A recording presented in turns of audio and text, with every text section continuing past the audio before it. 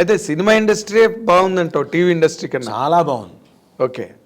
If anyone wants to come, please come to cinema industry, not to TV industry. Come. నేను వద్దని చెప్పను, come. అయితే అందులో ఏదో సంపాదించేయాలి, ఏదో పొడి చేయాలి, మేళ కట్టేద్దామంటే కాదు. అది ఒక రెగ్యులర్ ప్రాసెస్ లాగా, ఒక వ్యాపకం లాగా.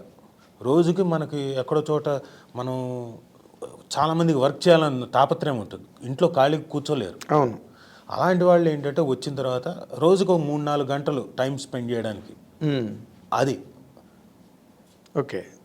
అంతేగాని దాని మీద ఏదో లబ్ధి ఆశించి మాత్రం లబ్ధి ఇంపాసిబుల్ రానక్కల్లా. అది ఓన్లీ లబ్ధి పొందిన ఉన్నారు, లేకుండా కాదు.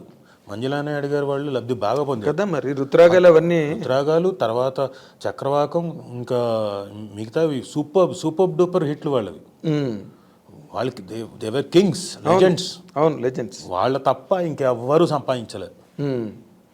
మరి ఇన్ని సీరియల్స్, ఇన్ని బాబోయ్, ఏ ఛానల్ చూసినా అలా వచ్చేస్తుంటాయి టైటిల్స్ అన్ని, సినిమా టైటిల్స్ అన్నీ వచ్చేస్తుంటాయి. సినిమా వచ్చింది అనుకో, త్రిబుల్ ఆర్ వచ్చింది అనుకో, త్రిబుల్ ఆర్ సీరియల్ వచ్చేస్తుంది.